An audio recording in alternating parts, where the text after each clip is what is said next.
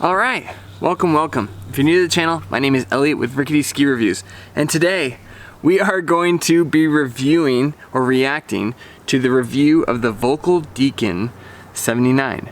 Now, these are a ski that I reviewed at Mount Hood recently, but what's funny is after I did my review, I got on the phone with my dad and was asking him about Volkl skis. I knew he skied on Volkl, but I wasn't sure, and he goes, "Oh, the Deacon 79s, that's what I ski on."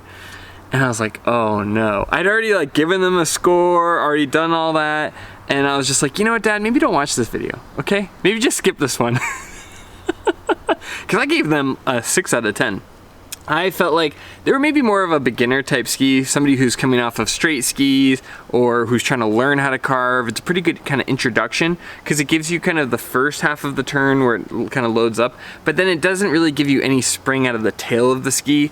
And especially for a carving oriented ski, that's really important, and I just didn't feel like they did a great job. I think the way that I described them afterwards when I was talking to friends was it felt like a Ferrari in the front and a horse and buggy on the back. You know what I mean? Like it felt so good in the front, very aggressive, and on the back it would just kind of wash out. It didn't want to give you the whole turn. It didn't want to let you do the whole arc. So it almost felt like the back half was made for somebody who's used to straight skis. So I said all that. I didn't give them a high score, 6 out of 10.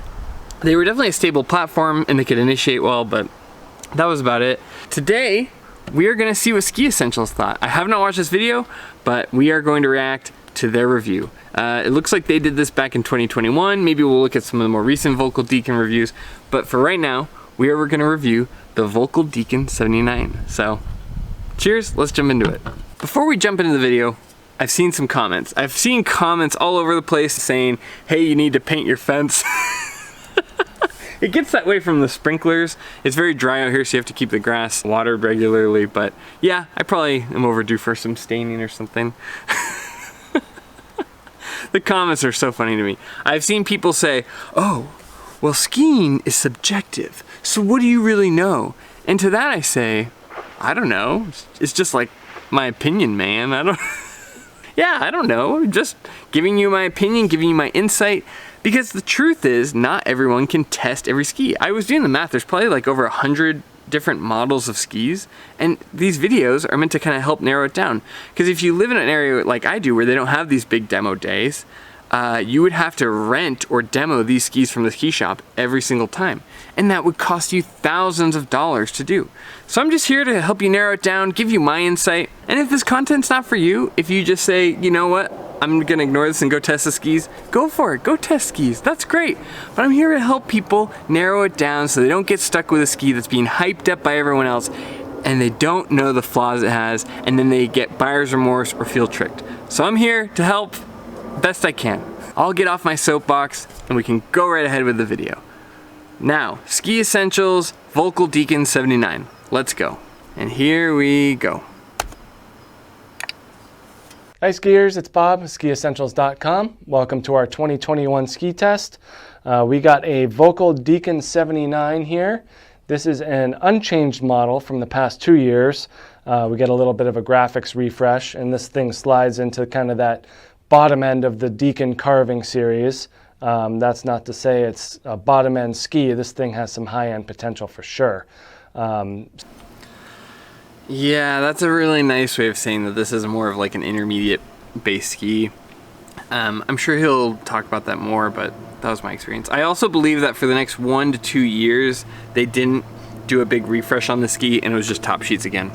I'll try to confirm that, but as far as I can tell, like the shape and construction looks identical to what I've seen. Just from what I've seen from the construction for the blue ones and kind of newer years, it looks identical. They look side by side identical minus the color. I do think that these skis serve like a purpose. They have a nice turn radius, they're kind of responsive, they will initiate the turn. But again, my biggest gripe with them was just that they felt like half of a turn. Like I said before, Ferrari in the front, Amish cart and buggy in the back. But anyway, let's give Bob more of a chance to see what he thinks. Still has the wood core and the 3D ridge that the RTMs used to have, and that ridge just sticks up here and extends out through the tip and back through the tail, and really does a good job of keeping the ski stable and damp. mostly an on-trail ski. This thing loves to be on edge, loves to turn, very quick. This is the 170 here, and we got a 15.6 meter turn radius. Okay, I think that the 170 length is perfect for this kind of ski because you want something that's going to be responsive and have kind of a shorter turn radius, something you're going to be able to initiate quickly for this kind of ski, really focused on carving specifically. The dampness, I didn't really notice too much. The only thing I can speak to the dampness is that I took it to Mount Hood where they get some kind of like, at the top it'll be icy, at the bottom it'll kind of melt based on like the elevation. So as I brought it down to the bottom towards the lodge, I felt like it did still kind of hold well and didn't chatter too much, even in kind of the, I guess, chunkier, more mashed potato type texture. So credit where it's due, they did do a good job of that. I wouldn't say that they were like, it was particularly noticeable of how damp they were. Like, I would say the Volkl Mantra probably would have done better there. But again, this is more of a groomer oriented ski. So I can kind of confirm that. It did a fairly good job skiing all conditions, so kudos. So really likes to be on edge. Tip and tail rocker in this ski, which we're seeing in a lot of these kind of mid-level carvers, really helps the skier get in and out of the turn very easily. Adds a little bit of flotation. Obviously no one's going to be using this for their pure powder ski, but certainly helps, especially when the trails get cut up towards the end of the day. Okay, that's literally what I was just talking about. Yeah, one thing I would argue as far as feel goes, I feel like this ski does a really good job getting you into the turn. It'll help load. It's a very nice, smooth transition loading into the turn. But it really didn't want to give me anything out of the turn. And in order to kind of finish my turns, I really felt like I had to have a lot more ankle fluctuation than I did changing ski type, changing ski shape. Now for some people, maybe that's what they like, but just so you're aware, if you're really used to just using the ski and only using pressure to change the ski shape, you may not like that. If you're somebody who likes changing it in the tip and then is okay with doing some ankle fluctuation, great. This might be a great ski for you, but I want you to know the differences because not all skis are the same, and this is a very unique ski. It's carving oriented, but for being carving oriented, I kind of expect it to be, I don't know, a little bit more downhill ski pressure based. It's downhill ski pressure based for the initiation, but it really lacks any kind of energy out of the tail. And if you're gonna finish off your turn, you need to have kind of be ready to roll your boots on edge. If that makes sense. So definitely looking at that nice damp feel through the middle here, thanks to that ridge. We're still on that older binding system with which is a little raised up. The current, the Deacon 80 and above have the low ride. So you're actually going to get more leverage thanks to the stack height here. So if you're kind of learning how. Okay, that's part of my theory as to why this is like an intermediate or somebody who's not super familiar with carving. For those of you that are wondering about why having a lifter plate on the binding matters, a lot of like race skis have it.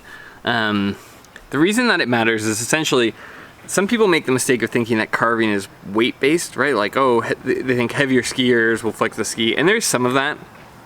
But a lot of what happens when you're flexing the ski is actually in your legs, kind of in your quads and in your knees where you're flexing the boot, and then that pulls up on the ski in the back and pushes down on the front, and that creates leverage. If you remember that scene from Pirates of the Caribbean where they can't get the jail cell open and he uses the bench as a lever to open the gate that normally would be too heavy, this is the same fundamental. Your ski boots and the bindings at a 90-degree angle create leverage for you to bend the ski and change its shape, and then that change in shape is what makes the hourglass kind of level out and allows you to carve the ski around.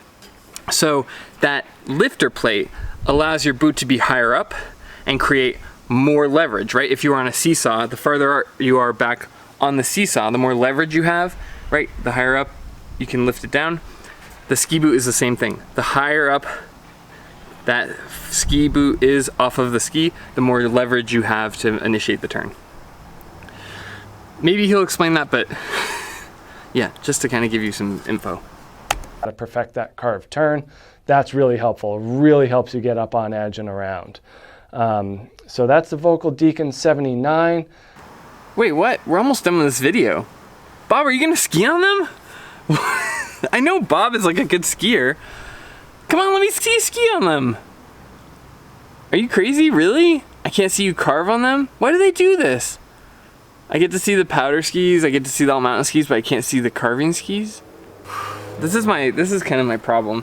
It's like, these other skis kind of get so much coverage, like the Atomic Bents and Nordica Enforcers, but like an honest ski like this, for somebody who is an intermediate, let them see you ski on it so they can know what the ski's capable of, or maybe if they're too mature for the ski. I skied on them, they weren't great. You know, I wasn't like in a hurry to keep them on, but at the same time, I still want people to see what the ski is capable of. I'll let them know kind of the threshold of the ski. People should be able to see you ski so they can see the limits of the ski and they can see the capabilities of the ski, because when you're looking to buy something like that, that's really important. I know it's not the most fun thing to do, but that's what you guys are doing over there, right? These guys have good reviews, but I'm disappointed that there's no actual skiing on here. And also, how am I supposed to know that like what you're saying isn't just what came from the factory if I don't see that you actually skied on it? Did Bob actually ski on it? I'm just hearing the technical stuff. It says ski test. What are you testing? You testing with the vice grips? Come on, Ski Essentials. You guys normally do a better job than that. Just a great front side carver, a little bit of that all mountain versatility built in, but definitely most happy on carved trails, more manicured surfaces. Okay, that's a stretch. It doesn't really have a lot of all mountain versatility. I mean, I got it into some kind of chunky snow, and that was pretty much the limits of the ski. Because it doesn't want to be on the tails at all, it really wants you to spend a lot of time on the tips, you can't kind of lean back when you get some powder. And with a 79 underfoot, you almost need to be able to do that, because if you get into something really thick, you don't want to go over the front. So I don't know if this has a lot of all mountain versatility. This is more of like an intermediate groomer ski where you're trying to learn how to carve, or you're trying to, maybe you're not used to shape skis and you're used to straight skis. This would be a good ski to help you kind of transition into shape turns. But you know, even in my opinion, you could just go with something like a Fisher Ranger that's going to give you the full arc, and then it's going to have some easy turn initiation. That's just my opinion. I get what the ski is doing, you know. Obviously my dad likes them. But you know, he grew up with straight skis and still has some of kind of that ski style. And so I bet the ski feels really comfortable as he's, you know, he knows how to carve and he's a good skier. But I would bet that the ski feels kind of like a comfortable platform for him. But I wouldn't call it like a super versatile all mountain ski. I don't know, all mountain is such like a weird term for skis. It almost is like this gray area that gets stretched a little thin. This to me is like a designated carving ski for people who are new to carving and want to improve. So head on over to skiessentials.com, read a little bit more, and you know, we sell them as well. So we'll hope to see you on the slopes, and have a good one. Bye. Yeah, back in 2021, they didn't really hide that. Yeah, and we sell them as well. Click the link. Now it seems like they're more focused on just good content, so kudos to them for that kind of change. But you guys didn't show me any skiing. For real? That was a ski test? You're testing my patience. Jeez.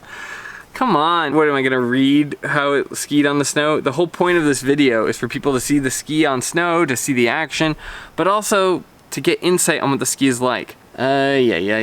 Ski Essentials, this was probably one of my least favorite videos. I mean, it's still like a 1 thumbs up. It's not getting the 2 thumbs up I normally give it. Bob did have good insights. Like, he said some things that were definitely true, but he didn't talk about any of the negatives, any of the drawbacks, or any of his preferences. Like, I would much rather be on a Volkl Mantra over these. There's a lot of skis I'd rather be on, but there's plenty of other skis kind of in the same vein of turnstile that do a much better job. I know that, like, for intermediates, you know, if you're looking for kind of a budget-friendly ski, I'm sure this kind of scratches that itch. But if it's something you're planning on doing long-term, I would maybe look at getting a little bit more versatile ski that you can grow into. I think a Fisher Ranger or something like that would be really nice. You can get those Solomon QSTs.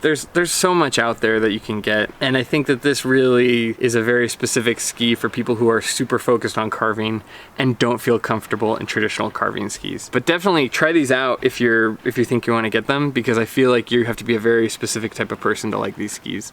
And you know, I think I've roasted these skis enough. I mean, I'm trying to say it in a really nice way. Because I don't think any ski is made or designed to be bad by any means. I just think that this ski is a little bit more narrow in its scope than people realize, and is for a very specific group of people And certainly I think it's a good fit for people who are used to straight skis.